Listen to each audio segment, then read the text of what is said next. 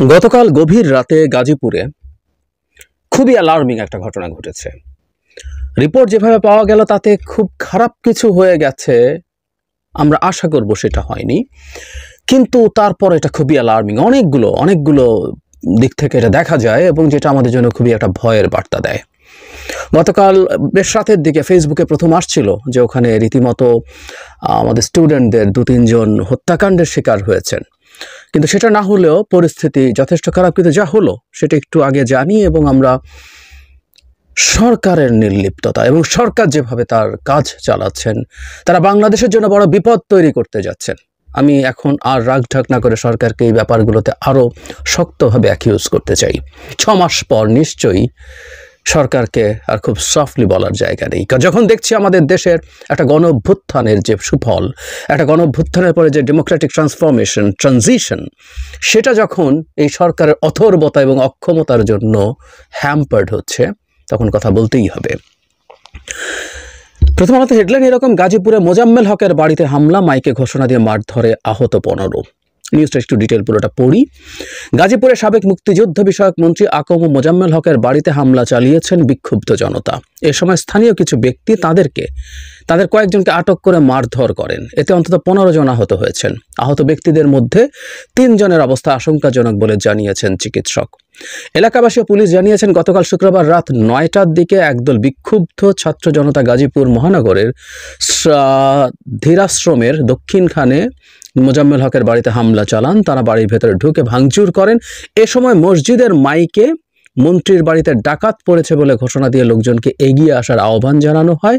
Miking শুনে আশপাশের লোকজন বাড়িটি ঘিরে ফেলেন। তারা ভাঙচুরকারী কয়েকজনকে মারধর করেন।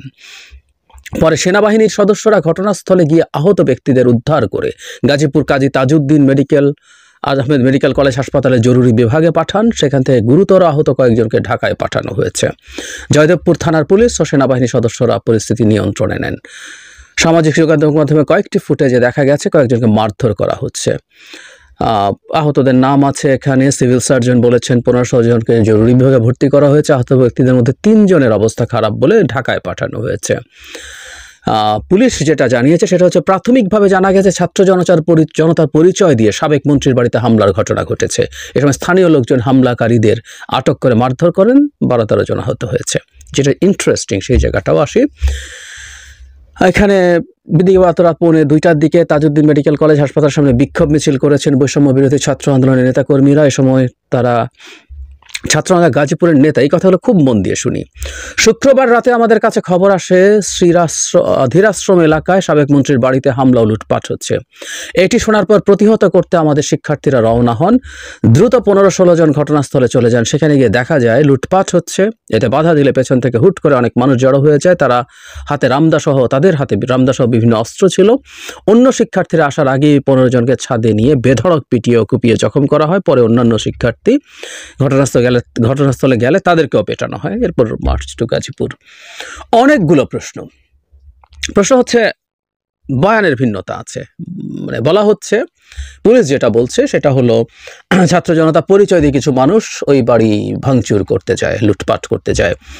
খুবই সম্ভব, কারণ গত 2-3 দিনে বাংলাদেশে যা হচ্ছে এবং যেভাবে কিছু মানুষ এটাকে উস্কে গিয়েছিলেন একটা সময় এবং এটার পক্ষে সাফাই গাইছেন, এবং কেউ এটার বিরুদ্ধে একটু কথা বললেও তাকে সুশীল টুশীল বলে, এবং এটা সুশীল তো হচ্ছে সবচেয়ে ছোট গালি, আর ভয়ঙ্কর সব গালিগালাজ করে তাকে আক্রমণ করে থামিয়ে দেওয়ার চেষ্টা হচ্ছে। তাতে এটা খুব স্বাভাবিক।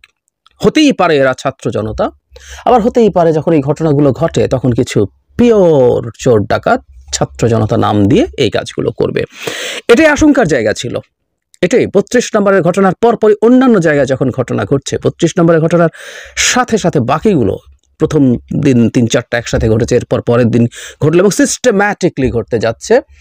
এবং এই রকম মবকে উস্কালে আসলে থামানো যায় না। আর ওই যে বারবার বলছি, যাদের প্রতি কন্ট্রোল আছে, যে আপনারা এটা করবেন না বলার পর যে মানুষগুলো থামবে, যে মানুষগুলো ফলো করে, এর বাইরেও আরও মানুষ আছে, নানান ভেস্টেড ইন্টারেস্টের মানুষজন আছে, তারা তাদের উদ্দেশ্য সফল করতে নেমে যাবেন। সুতরাং ছাত্ররা এটা করতেই পারেন, ছাত্র জনতা, কারণ সবাই কমান্ড শোনেন নাই। তারা এটাকে লুটপাটের জন্য না, তারা এটাকে মানে স্বৈরাচারী শেখ হাসিনার গুরুত্বপূর্ণ মানুষ মোজাম্মেল হক মন্ত্রী ছিলেন এবং তার বাড়িটাও স্বৈরাচারের একটা নিশ্চিতভাবে প্রতীক, সুতরাং সেটা ভাঙা যায়, সেটা লুটপাট করা যায়। মানে ছাত্ররা হলে আর লুটপাট করলো না, ভাঙলো। আর কিছু চোর ডাকাত গিয়ে সেই নাম দিয়ে ভাঙবে, লুটপাট করবে। বাংলাদেশে এখন ছাত্র জনতা বৈষম্যবিরোধী ছাত্র আন্দোলনের নামটাম দিয়ে যে কোনো কিছু করে ফেলার মতো একটা পরিস্থিতি আছে, সত্যিকার অর্থেই আছে। কয়েকদিন আগে 2 বা 3 দিন আগে উত্তরার একটা থানাতে গিয়ে কারা করেছেন জানি না, কিন্তু তারাও বৈষম্য বিরোধী ছাত্র আন্দোলনের নাম দিয়ে থানা থেকে তাদের গ্রেফতারকৃত একজন ছাত্রকে আনার জন্য গিয়েছিল এবং যথেষ্ট মিসবিহেভ পুলিশের সাথে করেছে। ইভেন রিয়াকশনে পুলিশের লোকজনকে সাসপেন্ড করতে হয়েছে। সো এই নাম দিয়ে এই কাজটা করা যায়, এটা ফ্যাক্ট বাংলাদেশে এখন, এবং এই কাজটা হয়েছে কোনো না কোনো ফর্মে। আমি আবার পাল্টা একটা প্রশ্ন করি, বৈষম্য বিরোধী ছাত্র আন্দোলনের নেতার মুখ থেকে যে বক্তব্য এসছে, আবারও বলছি, সেটা খুবই অ্যালার্মিং। উনি বলছেন ওনাদের কাছে খবর আসে মোজাম্মেল হকের বাড়িতে লুটপাট হচ্ছে। ফাইন, ধরে নিলাম কিছু লুটপাটকারী চোর ডাকাত ওটা করছে, তারপর তারা 15-16 জন গিয়ে ওটা ঠেকানোর জন্য যান। এই কথাটা শেখ হাসিনার পতনের পর থেকে বলছে, আজকে 6 মাস পরেও বলছি। ওনারা কারা ওদেরকে ঠেকানোর? ওনারা কারা? এই যে আপনারা কারা বললে রীতিমতো খুবই রিয়াকশন হয়েছিল। ওনারা কারা আমরা জানি, আমার এই বৈষম্য বিরোধী ছাত্র আন্দোলনের মানুষজন কারা আমরা জানি, অসাধারণ রোল তাদের আছে। কিন্তু ওনারা কারা তাদেরকে ঠেকানোর জন্য? বাক্যটা হচ্ছে এটা। 6 মাস পরেও যদি এই পরিস্থিতি, মাঠে এখন তো সেনাবাহিনীও আছে উইথ দ্য ম্যাজিস্ট্রেসি পাওয়ার, এবং এই ছাত্ররা যদি থানার সাথে কথা বলেন, প্রয়োজনে মিলিটারির সাথে কথা বলেন, সেগুলো ঠেকানো যাবে না?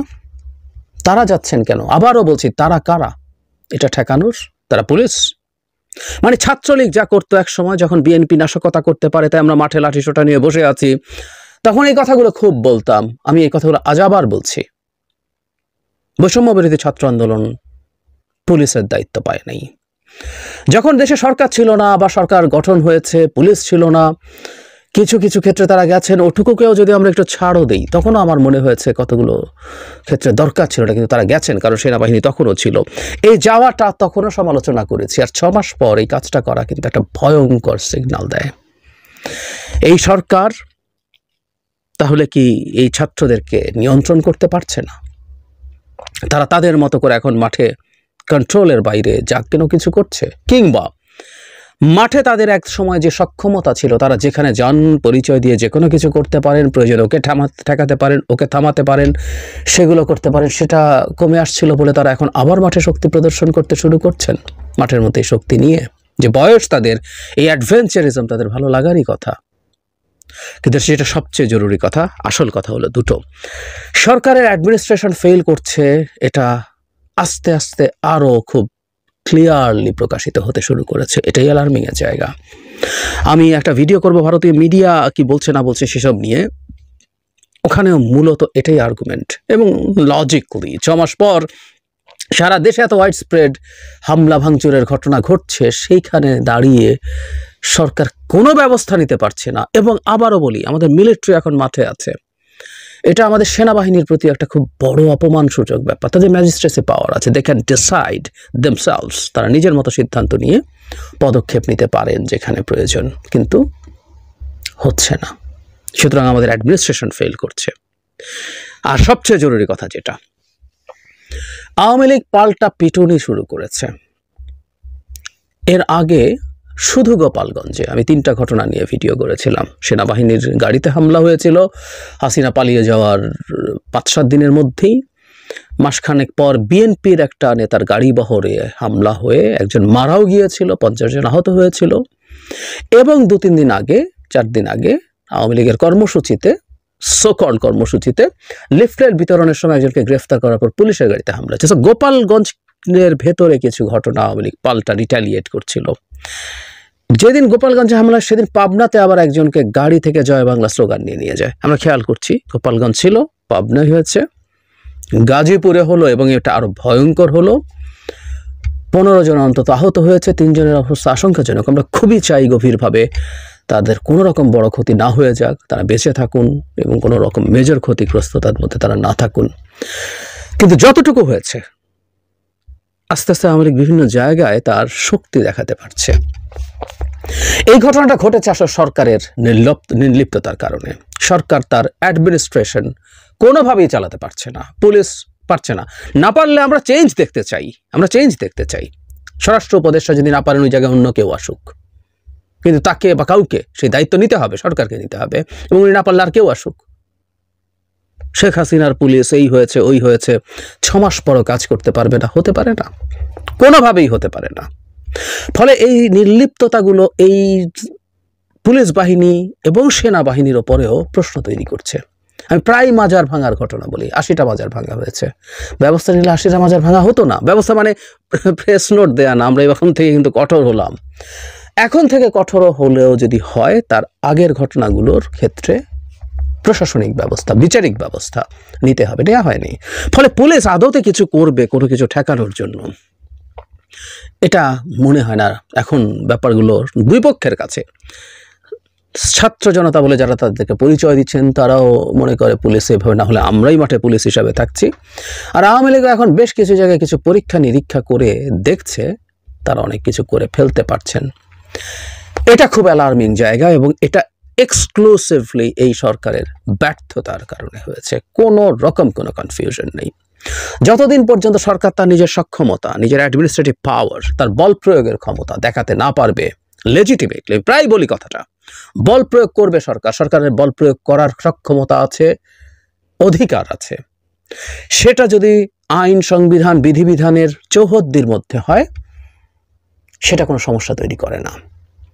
এর বাইরে হলে সমস্যা তৈরি করে। অবৈধ, বেআইনি, বর্বর বল প্রয়োগ শেখ হাসিনা যেটা করতেন সেটা ঘৃণা করে মানুষ। কিন্তু কোথাও কোনোখানে সরকারকে আমি দেখি নাই, সরকার যে একটা অ্যাডমিনিস্ট্রেটিভ পাওয়ার প্রয়োজনে সে বল প্রয়োগ করে, কোথাও কিছু না। সেটারই মাসুল আমরা দিচ্ছি, এবং খুব বাজে মেসেজ মাঠে চলে গেছে। আমি কিন্তু বিপদ দেখতে পাচ্ছি, প্রায় বলছি যে মব থামানো যাচ্ছে না।